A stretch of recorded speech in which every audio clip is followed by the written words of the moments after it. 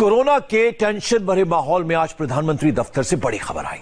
27 अप्रैल को नरेंद्र मोदी राज्यों के मुख्यमंत्रियों के साथ चौथी बार कोरोना को लेकर वीडियो कॉन्फ्रेंसिंग करेंगे। इसमें लॉकडाउन के बारे में भी बड़ा फैसला हो सकता है, क्योंकि लॉकडाउन 3 मई को खत्म हो रहा है।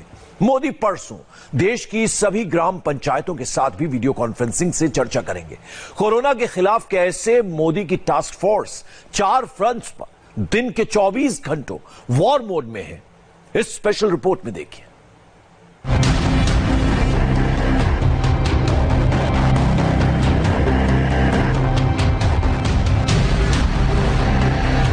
कोरोना के महायुद्ध में प्रधानमंत्री नरेंद्र मोदी एक्शन में हैं और पूरा देश सस्पेंस में। सबके मन में एक ही सवाल है, क्या नरेंद्र मोदी की टास्क फोर्स कोरोना को काबू में कर लेगी? सवाल बड़ा साफ और सिंपल है, लेकिन इसके जवाब के लिए आपको नरेंद्र मोदी का एक्शन प्लान समझना होगा। कोरोना के महायुद्ध में भारत के लिए पीएम मोदी की सबसे बड़ी चुनौती इस बात की है कि कोरोना भी मर जाए और देश के किसी भी नागरिक को परेशानी भी ना हो, फिर चाहे वो देश का किसान हो या देश का आम आदमी। वैक्सीन बनाने से लेकर राशन उपलब्ध कराने तक और अस्पतालों में मरीजों का इलाज से लेकर खेतों में फसल कटाई तक पीएम मोदी की टास्क फोर्स पूरे एक्शन में है। कोरोना काल में किसानों को ध्यान में रखते हुए सरकार ने फसलों की कटाई का एक्शन प्लान तैयार किया। तय हुआ कि देश के गांवों तक कोरोना का संक्रमण पहुंचे उससे पहले ही गेहूं की फसल काटने का काम खत्म कर लिया जाए। संकट के इस दौर में फसल कटाई से लेकर गेहूं को अलग करने तक हर कदम पर चुनौती बड़ी थी, लेकिन आप सोच सकते हैं कि सरकार की मदद और किसान की मेहनत के चलते देश में गेहूं की कटाई का काम काफी हद तक पूरा हो चुका है। इस बात की तस्दीक इन आंकड़ों से की जा सकती है। देश में करीब 310 लाख हेक्टेयर जमीन पर गेहूं की फसल बोई गई थी, जिसमें से करीब 65% गेहूं की कटाई हो चुकी है। राज्यों की बात की जाए तो मध्य प्रदेश में 90 से 95%, राजस्थान में 80 से 85%, उत्तर प्रदेश में 60 से 65% कटाई हो चुकी है, जबकि देश के बाकी हिस्सों में यह काम अप्रैल के अंत तक पूरा होने की संभावना है। इतना ही नहीं, फसल की कटाई के बाद किसानों को गेहूं को खेतों से मंडी और सरकारी सेंटर्स तक पहुंचाने के लिए भी छूट दी है। सरकार ने इसके लिए किसानों को सोशल डिस्टेंसिंग और मुंह पर मास्क लगाने की हिदायत दी है। इसके अलावा गृह मंत्रालय की ओर से जारी निर्देशों के मुताबिक खेती से जुड़े दूसरे क्षेत्र जैसे कृषि श्रमिकों, कीटनाशक और पैकेजिंग करने वाली कंपनियों को भी लॉकडाउन से छूट है। भारत जैसे कृषि प्रधान देश में इस संकट के वक्त अन्नदाता का ख्याल रखना सरकार के सामने सबसे बड़ी चुनौती थी, लेकिन इस चुनौती को काफी हद तक सुलझाया जा चुका है। इस समय रबी फसल की कटाई का काम भी जारी है। केंद्र सरकार और राज्य सरकारें मिलकर प्रयास कर रही हैं कि किसानों को कम से कम दिक्कत हो। साथियों, देश में दवा से लेकर के राशन तक पर्याप्त भंडार है। सप्लाई चेन की बाधाएं लगातार दूर की जा रही है। प्रधानमंत्री देश को यह भरोसा दिला रहे हैं कि कोरोना की लड़ाई में देश का हेल्थ सिस्टम सही दिशा में आगे बढ़ रहा है। फिर चाहे वो अस्पतालों में कोरोना मरीजों का इलाज करते डॉक्टर हों या लैब में कोरोना से बचाने वाले वैक्सीन की खोज।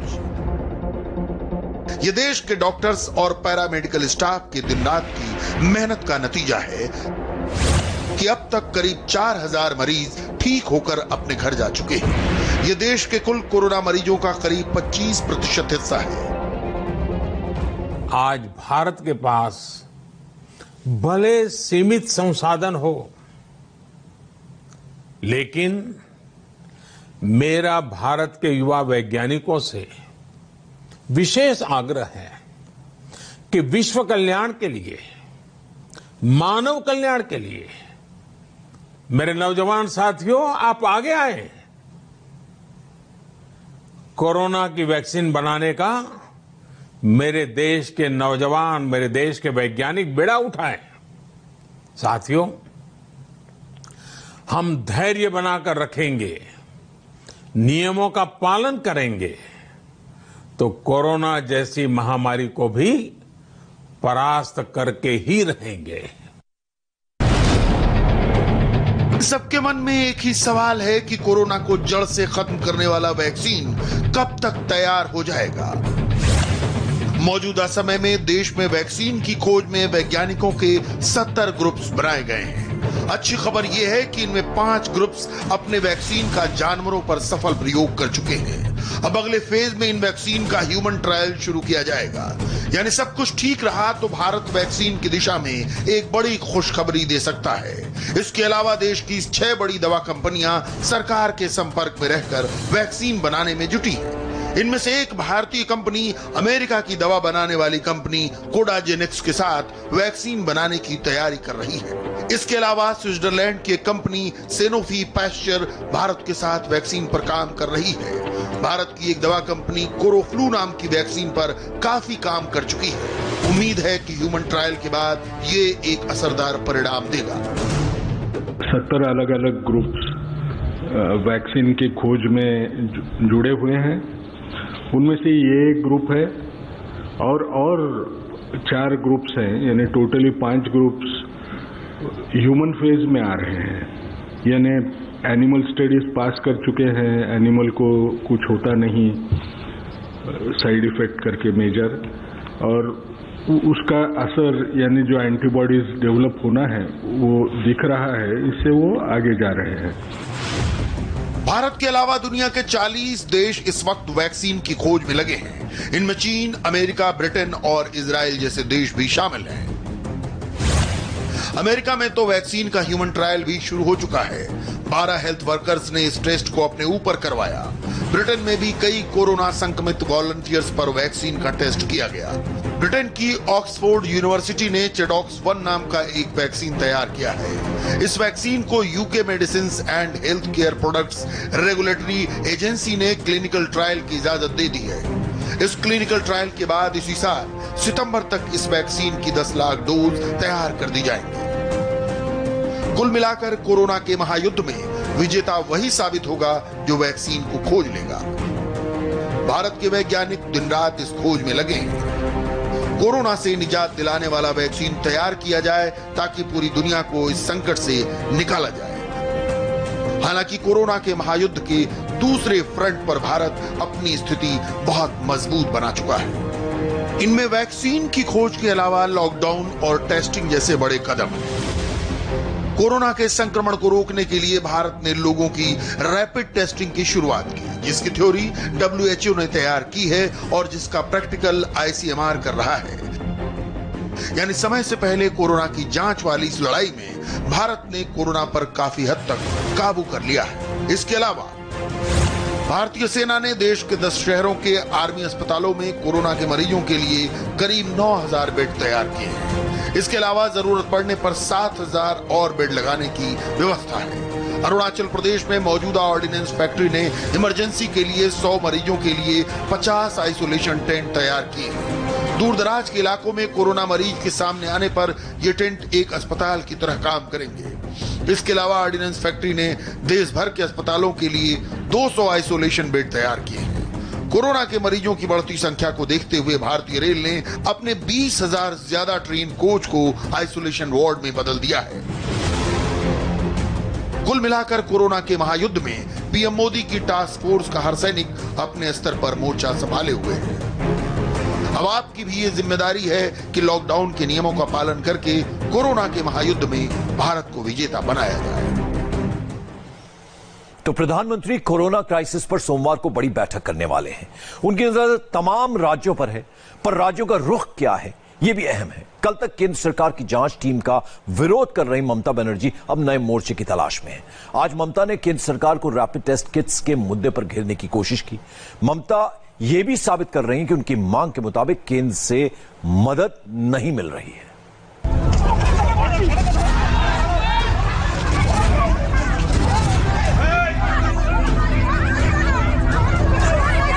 कोरोना का काल और बंगाल में बवाल, बताने की जरूरत ही नहीं।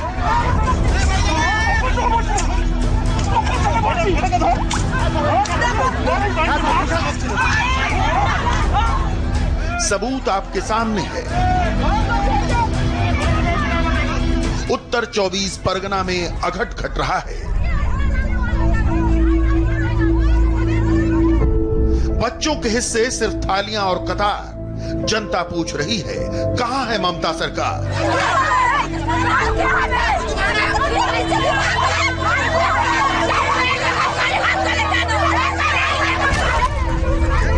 गरीब का दर्द समझने के लिए भाषा जानना जरूरी नहीं है। इन आंखों में देखिए, चीत्कार सुनिए, आप समझ जाएंगे पीड़ा क्या है। ये खाली पेट की छटपटाहट है, खुद से ज्यादा औलाद के भूखे रह जाने का दुख है।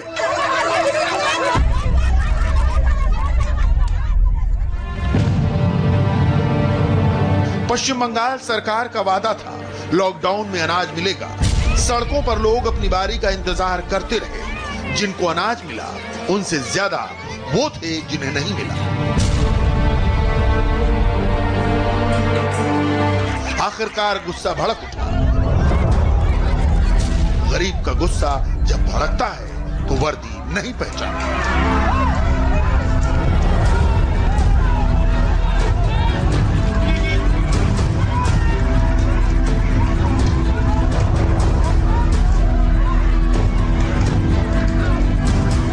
आइए अब आपको पहले ये पूरा मामला समझाते हैं। ये घटना है उत्तर 24 परगना जिले की, जो पश्चिम बंगाल की राजधानी कोलकाता से एकदम सटा हुआ है। उत्तर 24 परगना में एक इलाका है भादुड़िया। भादुड़िया के दासपाड़ा में 950 परिवार हैं। इनमें ज्यादातर गरीब या भूमिहीन लोग हैं। सरकार ने लॉकडाउन में ऐसे लोगों को मुफ्त राशन का ऐलान कर रखा है, मगर पिछले कई दिनों से दासपाड़ा में पूरा राशन नहीं पहुंच रहा। मंगलवार को एक बार फिर ऐसा ही हुआ। म्यूनिसिपैलिटी की गाड़ी 2-4 को अनाज बांटकर लौटने लगी। ग्रामीण भड़क गए। रोकने के लिए पुलिस ने बल प्रयोग किया तो ग्रामीण उससे भी उलझ गए।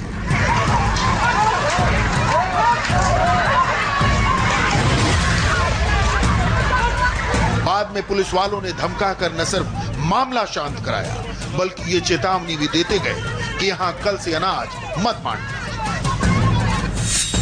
लेकिन बड़ा है ग्रामीणों का आरोप। उनका कहना है कि नगरपालिका के कर्मचारी भेदभाव कर रहे हैं। तृणमूल समर्थकों को पहचान कर राशन दे रहे हैं। दूसरी पार्टी के समर्थकों को अनाज नहीं मिल रहा। दूसरी पार्टी का मतलब यहां सिर्फ बीजेपी है। 2019 के लोकसभा चुनाव में 5 में से 2 सीटें बीजेपी जीत गई थी। हालांकि इलाके के सभासद इससे साफ इनकार करते हैं, मगर ग्रामीणों के आरोप को आप खारिज नहीं कर सकते। कांग्रेस हो, कम्युनिस्ट हो या तृणमूल, बंगाल का इतिहास हर मामले में राजनीतिक भेदभाव का रहा है। राजनीति का यही खेल कोरोना काल में भी खेला जा रहा है। कल तक ममता बनर्जी को केंद्र से आई इंटर मिनिस्ट्रियल टीम के दौरे पर ऐतराज था। केंद्र सरकार का डंडा चला तो ममता बनर्जी को टीम को लॉकडाउन वाले इलाकों में दौरे की इजाजत देनी पड़ी। मगर आज ममता दीदी ने कोरोना संक्रमण की जांच किट के खिलाफ मोर्चा खोल दिया। भड़की हुई ममता दीदी का तेवर बता रहा है कि कहीं का गुस्सा कहीं निकल रहा है। बंगाल को बुरी तरह बदनाम किया जा रहा है। हमारे पास जो साधन है, जो हेल्थ वर्कर हैं, सभी काम कर रहे हैं, मगर इनको तो लगता है कि इसमें खुशी होगी बाहर से खूब सारा कोरोना लाकर छोड़ दें। ये तो इन लोगों का ये रवैया है और बंगाल के बारे में कहते फिर रहे हैं कि यहाँ काम नहीं हो रहा है। काम नहीं हो रहा है, ये सही नहीं है। देखिए, रैपिड टेस्टिंग किट्स जो भेजे थे सब वापस मांग रहे हैं, क्योंकि एडवाइजरी में बताया जा रहा है कि सब के सब खराब हैं।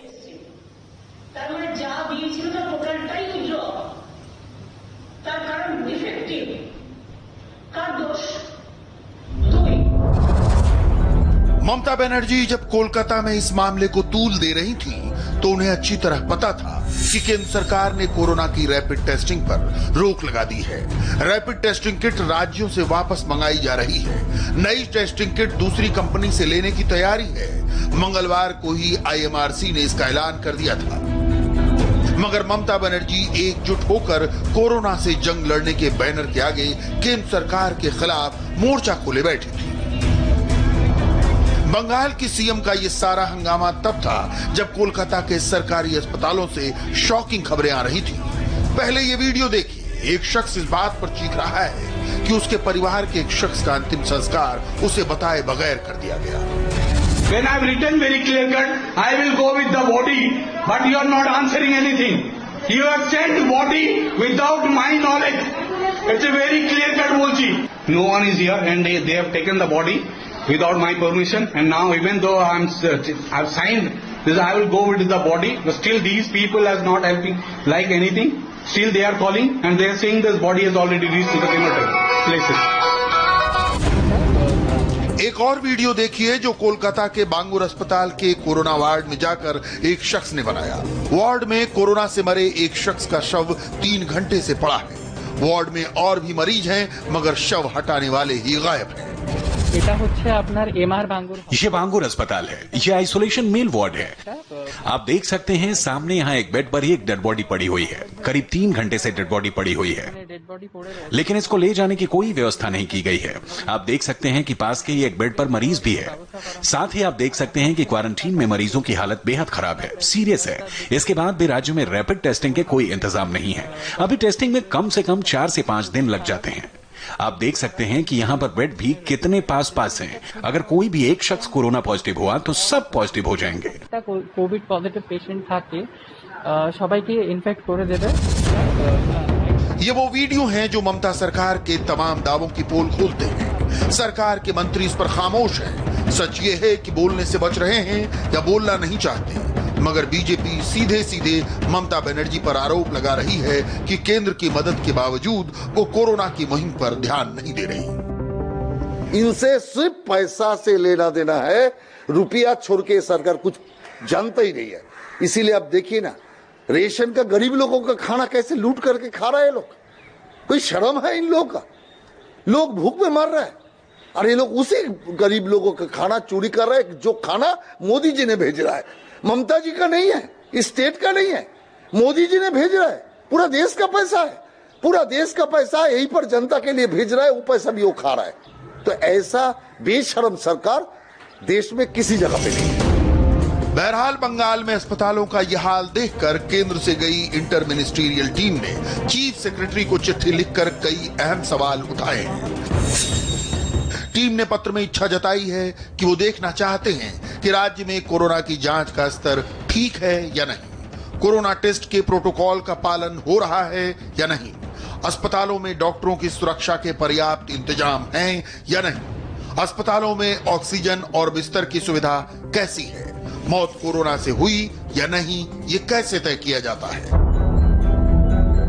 ऐसे ही कुल 9 सवाल हैं जो जांच टीम ने उठाए हैं और वो इसकी जांच के लिए अस्पतालों का दौरा करना चाहती है। अब देखना है कि ममता सरकार इस चिट्ठी का जवाब कैसे देती है, टीम को दौरा कराती है या नहीं। बहरहाल कोरोना की महामारी में सियासत की बीमारी केवल बंगाल में नहीं है। याद कीजिए मुंबई के बांद्रा की ये तस्वीरें।